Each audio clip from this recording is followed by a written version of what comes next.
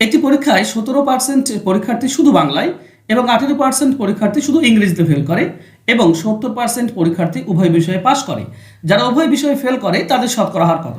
দেখো, প্রথমে যেটা বলা আছে শুধু বাংলায় ফেল, শুধু ইংরেজিতে ফেল, কিন্তু উভয় বিষয়ে পাস বলা আছে। যদি প্রথমগুলো ফেল আর উভয়টা পাস বলা থাকে, তাহলে উভয় ফেল বের করার নিয়ম হচ্ছে এই তিনটি যোগ, সেখান থেকে 100 বিয়োগ, মানে 17 প্লাস 18 প্লাস 70, এই তিনটি যোগ করবে, এখান থেকে 100 বিয়োগ করলেই অ্যান্সার হয়ে যায়। ঠিক আছে, এটা হবে 35 আর 70 105, 105 মাইনাস 100 অর্থাৎ 5%।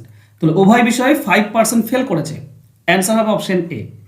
ঠিক আছে, আর যদি সবগুলোই ফেল বলা থাকতো বা সবগুলোই পাস বলা থাকতো, তাহলে নিয়ম হচ্ছে 100 থেকে মাইনাস করবে প্রথম দুটি, আর বোথ যেটা বলা থাকবে সেটা বিয়োগ। ঠিক আছে, যখন সবগুলো একই বলা থাকে।